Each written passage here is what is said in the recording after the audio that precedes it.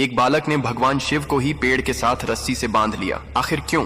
दरअसल एक बार एक बालक अपनी गायों को जंगल में नदी के किनारे चराने के लिए ले जा रहा था।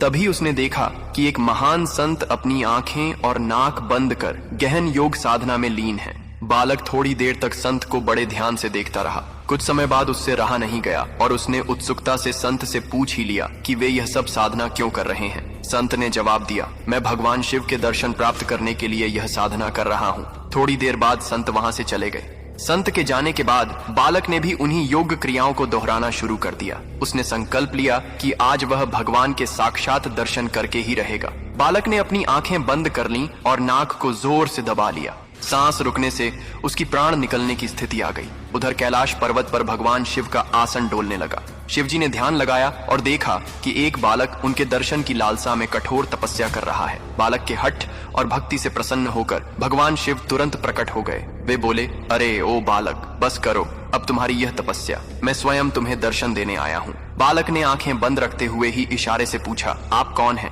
भगवान शिव ने उत्तर दिया, मैं वही भगवान शिव हूँ जिनके दर्शन के लिए तुम इतनी कठोर साधना कर रहे हो। बालक ने आंखें खोली और तुरंत एक रस्सी लेकर आया। क्योंकि उसने भगवान को पहले कभी देखा नहीं था, इसलिए उसे विश्वास नहीं हुआ कि ये सच में भगवान शिव हैं। पहचान की पुष्टि करने के लिए उसने भगवान शिव को पास के एक पेड़ से रस्सी से बांध दिया और संत को बुलाने के लिए दौड़ पड़ा। वह संत दौड़ते हुए वहां आए, लेकिन उन्हें वहां कोई दिखाई नहीं दिया। उन्होंने बालक से कहा, मुझे तो भगवान कहीं नहीं दिख रहे। तब बालक ने भगवान शिव से पूछा, प्रभु, यदि आप सच में भगवान शिव हैं तो संत को दिखाई क्यों नहीं दे रहे? भगवान शिव मुस्कुराए और बोले, जो भक्त बिना किसी छल कपट के निष्कलंक और सच्चे मन से मुझे याद करता है, मैं उसे अवश्य दर्शन देता हूँ। तुमने बाल हठ और निश्चल श्रद्धा से मेरी आराधना की, अपने प्राणों की भी परवाह नहीं की, इसलिए मुझे कैलाश से मृत्यु लोक में आकर तुम्हें दर्शन देने पड़े। लेकिन यह संत अभी भी पूर्ण शुद्ध भाव से नहीं साधना कर रहे हैं। वे रोज क्रिया तो करते हैं, लेकिन उनके मन में अभी भी भटकाव और स्वार्थ है।